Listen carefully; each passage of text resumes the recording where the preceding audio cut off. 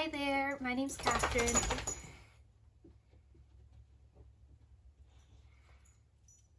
Hi there, my name's Catherine. I hope you're doing well. Today I'm going to be doing my October reading wrap up. I had a really good month overall in October, but I did end up DNFing a book that I had been wanting to read for a whole year, so that's disappointing. It was The House Witch. I ended up choosing it to read in a reading vlog that I uploaded a couple of weeks ago, along with You Again by Kate Goldbeck.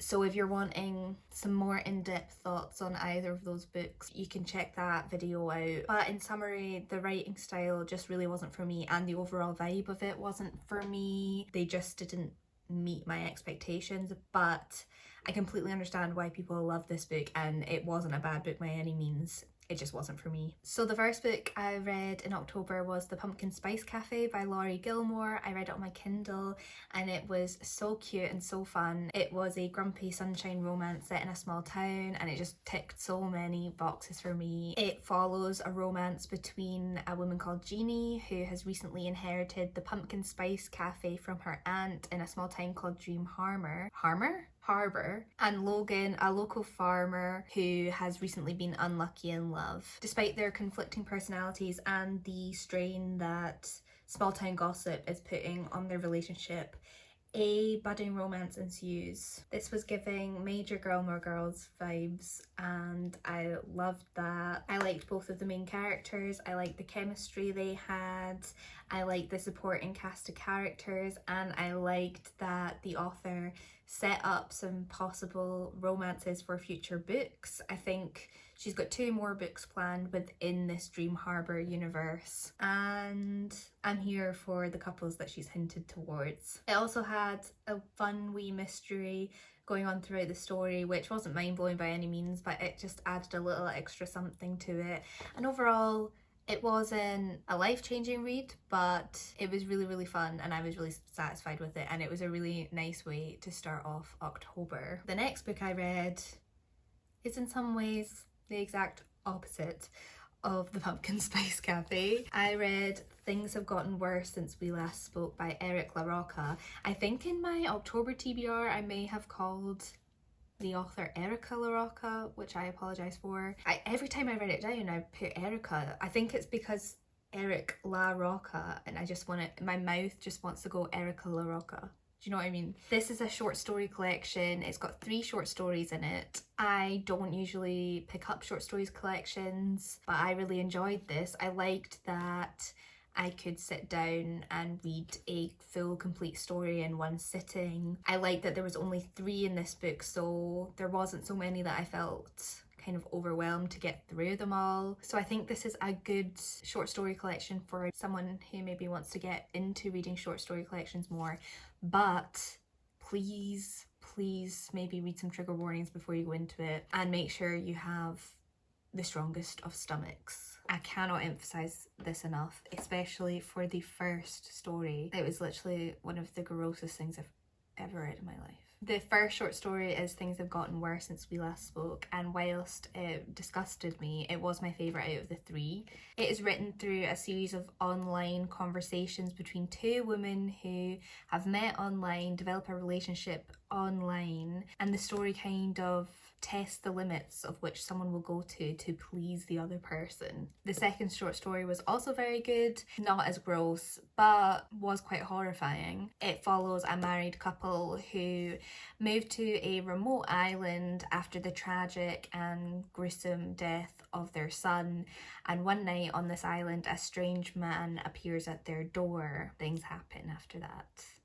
And then the third story is about a man who gets himself involved in a betting game with his neighbour that goes way too far. I really enjoyed each story a lot. They all had quite different vibes, but each one was written in a very engaging writing style, which had me like wanting to turn the page and desperate to find out how each story was going to end. And because the first one was the most shocking out of the 3, it had kind of prepared me early on to turn each page and not know what would be on the next page for me to see. It like instilled this fear in me of the unknown and not knowing where this author was going to take me. So yes, if you do have a strong stomach, I do highly recommend this book. The next book I read was The Very Secret Society of Irregular Witches by Sangu Mandanna. This was my sister-in-law's pick for our book club last month, and it was the perfect witchy romance to read leading up to Halloween. It follows a witch called Mika Moon who has spent her whole life moving from place to place, never settling down anywhere or with anyone except her dog. She's never known the love of a family, and this is because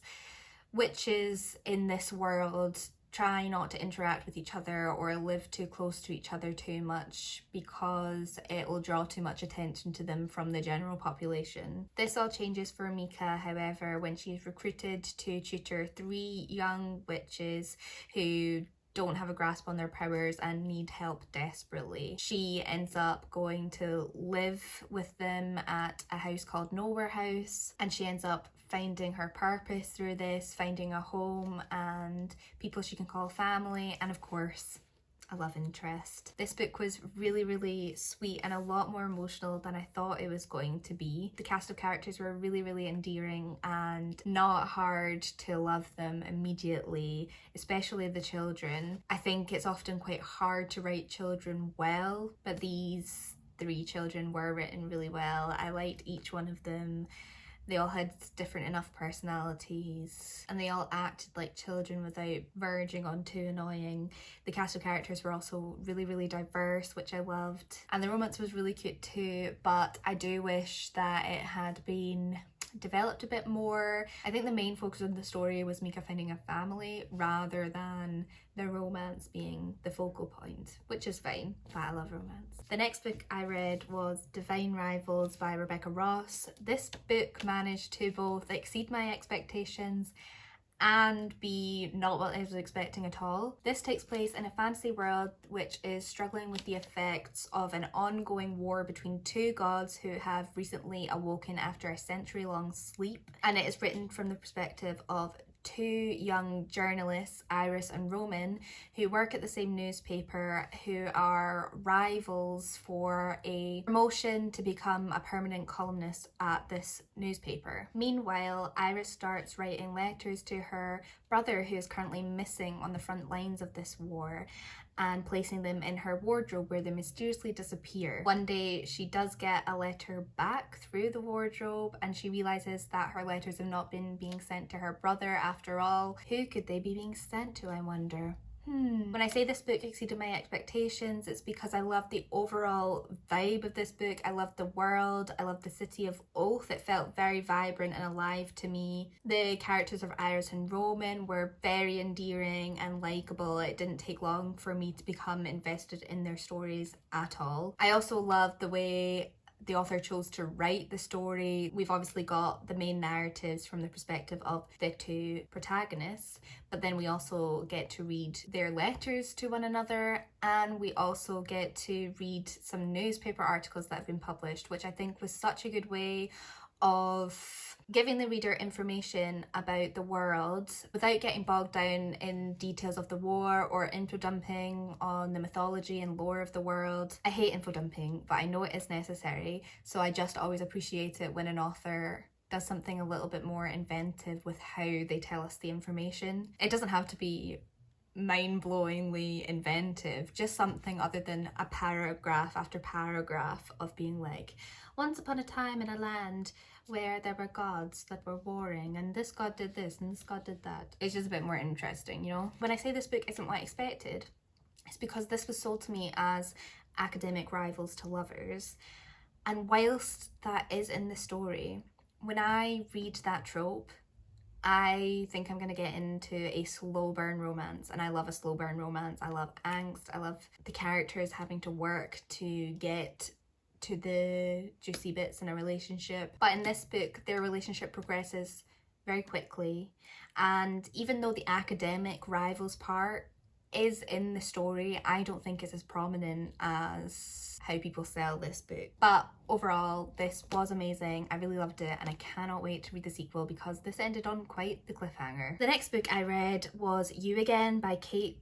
Goldbeck, which is a modern romance set in New York City that was kind of inspired by When Harry Met Sally. It follows the characters of Ari, who's a commitment phobe, and Josh, who is an ambitious chef, and the many meetings that they have over a span of many years. Meetings that elicit various emotions ranging from annoyance, indifference, anger, hatred, before they finally end up forming a proper friendship and then eventually a more than friendship. One of the reasons I wanted to read this book is because I love When Harry Met Sally. It's a really great, cozy film, and what makes it so great is that whilst the two main characters can be at times annoying and or pretentious as they transition from being young adults in college into adulthood, they are still extremely endearing and likeable. The problem with You Again for me is that Ari and Josh are annoying and pretentious, and they never transition out of that for me into characters that I care about. One of the great things about the style that the author chose to write the book in is that she had the opportunity to show and demonstrate how two people can grow and change as people over the span of years in some short chapters. But all she really showed was a change in environments and personal situations, rather than showing these characters learning from mistakes or showing any character growth, really. I was watching an UnCarly video the other day, and she mentioned this book and the fact that it's a Raylo fan fiction, which I did not know, but as soon as she mentioned that, I was like, that makes sense, because whilst I was reading it, I kid you not, in my head, I was like, this author has based the main guy off of Adam Driver, no question, no doubt. The physical descriptions of the guy was so clearly Adam Driver to me. So I felt validated when UnCarly said that in her video. So yes, overall, this book was just a bit of a disappointment to me, I'm afraid. I didn't hate it, but I also really didn't love it. The next book I read this month was White is for Witching by Helen Oyeyemi. This was the most traditionally gothic Halloween-y ghost story I read in October, and it was a really good pick. It has been on my TBR for literally years. My sister lent this to me, and I can finally give it back to her now that I've read it. I'm sure she'll be glad to hear. This book is set in a strange house on the cliffs of Dover that house the Silver family and have housed the Silver family for generations. The house itself is very weird. It confuses visitors and guests by producing mazes. Rooms pop up which people haven't been in before. It's just a spooky, spooky house. And after the death of their mother, Miranda and Elliot Silver, who are twins, start helping their father run the house as a B&B, whilst Miranda is struggling with an eating disorder in which she only really wants to eat chalk, and she soon finds herself feeling as though she's slipping into the walls of the house where she discovers other women in her family. It did take me a while to get into this book. I've tried to pick up this book multiple times since my sister lent it to me and I could just never get into it. This time I powered through. I think one of the reasons it took me a while to get into was because it's written from multiple perspectives, one of the perspectives being the house itself, but the author would switch perspectives quite abruptly between sections without identifying that we had switched perspectives. And you just kind of had to become attuned to it more. So it took me a while to get used to that. I found myself having to go back and reread some bits just to make sure I understood who I was reading from. But once I got into that kind of mindset, it became much easier. The writing itself was really, really gorgeous, really well done, and genuinely terrifying as well. There was one moment in particular in the middle of the book that involves a mannequin, which I won't spoil for you, but it was genuinely like goosebump level fear. I did really enjoy this book. I would recommend, if you want to read it, looking up some trigger warnings, because like I said, Miranda's eating disorder is quite a big plot point in the book. It's well worth the read. It was a really unique take on a haunted house story, I thought, which with some really interesting characters. And finally, the last book I read in October was the one I had been waiting for, my much anticipated read, A Curse for True Love by Stephanie Garber, the third and final book in the Once Upon a Broken Heart series. my one true love. This book did not disappoint. I loved the conclusion so much. It wasn't perfect by any means, but I don't think the series is perfect by any means. I just have this deep-seated adoration for it that I literally cannot explain. This wasn't my favourite book in the series. I still think the second book, A Ballad for Never After, is the best book. I think that's just a thing though. I think second installments in series are generally the best. I loved Catching Fire the best out of Hunger Games.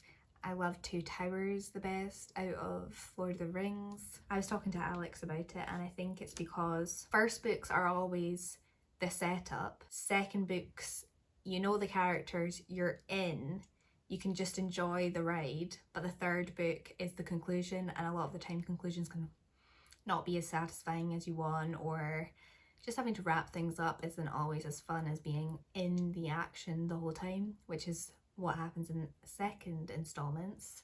Food for thought. But yes, A Ballad for Never After, I swear to God, there's just something laced in that book. It is so addictive to me. I adore it. But anyway, this book was really, really good. I was satisfied with the ending. It answered enough of the questions that I had from the series that I was happy. It left some things unanswered, but I think Garber kind of got away with it by being like, it's a fairy tale, just accept it. And I was like, yeah, okay, I will just accept it. Thank you for giving me this. I watched Carrie Can Read's video on this series that she uploaded recently after she read this book, and she made a really good point. I think that the books aren't perfect in terms of plot at all, but what it lacks in that, it makes up for in just absolute fairy tale vibes, which won't be for everyone at all. But like her, this is just completely the exact style of writing I like to read that gets me addicted to it. The fairy tale vibes and romance in this series were just